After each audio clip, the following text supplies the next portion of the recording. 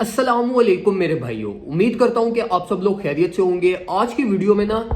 मैं आपको गाइड करूंगा कि यार क्रिप्टो में वेल्थ कैसे बनती है। ठीक है, लाइक आप लोगों ने ये तो सुना होगा कि यार किसी बंदे ने $100 इन्वेस्ट किए, उसको आउटपुट में $10,000 $20,000 उसने रेवेन्यू जनरेट कर लिया। तो मैं आप लोगों को बताता हूं कि यार ये वेल्थ एक्चुअली में क्रिप्टो की मार्केट में बनती कैसे है।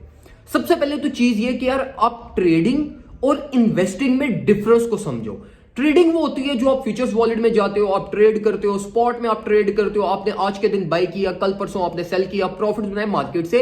एग्जिट कर गए। इन्वेस्टिंग ये चीज होती है कि आपने कोई एसेट बाय किया और अब आपने उसको लाइक आने वाले 1 साल 2 साल के लिए 3 साल के लिए लाइक मैक्सिमम गेन्स के लिए आपने उसको मैक्सिमम पीरियड ऑफ टाइम जिसमें उसका एक बुली साइकिल आएगा उसके लिए आपने उसको बाय किया और छोड़ दिया। ठीक है, लाइक आप लोगों ने जब भी ये कहानियां सुनी होंगी कि यार किसी बंदे ने इतना इन्वेस्ट किया उसको 10,000% प्रॉफिट्स बन गए, वो सारे इन्वेस्टिंग में होते हैं। ठीक है, जिसमें लोग कोई भी कॉइन बाय करते हैं कि यार on the basis of probabilities की ये कॉइन्स आने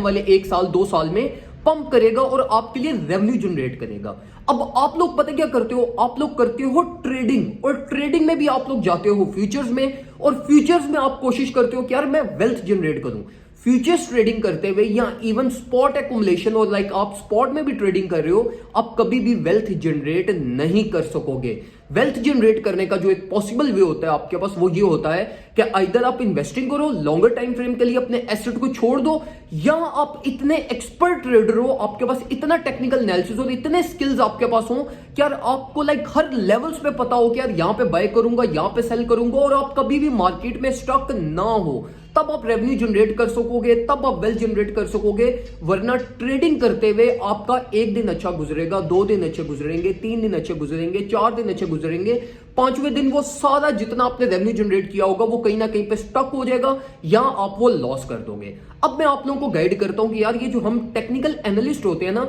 अब ये मैं बात कर रहा हूं अपनी एज कैटेगरी के, या जो मेरे कैटेगरी के जो आते हैं ना लोग, जो अभी लाइक इतने ज्यादा मार्केट में एक्सपीरियंस नहीं है, लाइक जिनका 20-20 साल का 30-30 साल का ट्रेडिंग एक्सपीरियंस नहीं है, मैं उस कैटेगरी के लोगों की बात कर रहा हूं। अब हम जो टेक्निकल एनालिस्ट हैं, हम कैसे ट्रेडिंग करते हैं और हम किस तरीके से रेवेन्यू जनरेट करते हैं, मैं आपको ये सब ट्रेडर्स का बता रहा हूं कि हम सब टेक्निकल एनालिस्ट इस ही तरीके से प्ले करते हैं और इन सब के माइंडसेट एग्जैक्टली सेम ही होते हैं। अब हम पता क्या करते हैं, हमारा पोर्टफोलियो इस तरीके से होता है कि हमारी जो मैक्सिमम इन्वेस्टमेंट होती है ना, वो हमारी इन्वेस्टमेंट होती है जो हमने लाइक 1 साल 1.5 साल 2 साल के लिए हमने मार्केट में वो होल्ड किया हुआ होता है। आप किसी भी टेक्निकल एनालिस्ट के पास चले जाओ, उसका पोर्टफोलियो देख लोगे, उसके पोर्टफोलियो में उसकी लॉन्ग टर्म इन्वेस्टमेंट के कॉइन्स ही पड़े हुए होंगे। अब हम फ्यूचर्स ट्रेडिंग भी करते हैं, और हमारे फ्यूचर्स ट्रेडिंग करने का तरीका क्या होता है, तरीका ये होता है कि यार हम लोग लाइक ये इस तरह रेगुलरली जिस तरह आप लोग ट्रेड करते हो हम लोग उस तरह ट्रेड नहीं करते। हम सिर्फ फ्यूचर्स ट्रेड में उस टाइम पे जाते हैं जब हमें कुछ स्पेसिफिक नीड हो। यार फॉर एग्जांपल कोई गाड़ी का काम निकल आया, यार ठीक है आओ 1 हफ्ता फ्यूचर्स ट्रेडिंग करते हैं, थोड़ा बहुत रेवेन्यू जनरेट करते हैं, और सिर्फ अपने लाइक गुजर बसर करने के लिए ना जो हमें थोड़ा बहुत रेवेन्यू चाहिए वो सिर्फ हम फ्यूचर्स ट्रेड में से निकालते हैं। ठीक है, आप लोग क्या करते हो, आप लोग फ्यूचर्स ट्रेडिंग में से वेल्थ जनरेट करने की कोशिश करते हो, जो कि पॉसिबल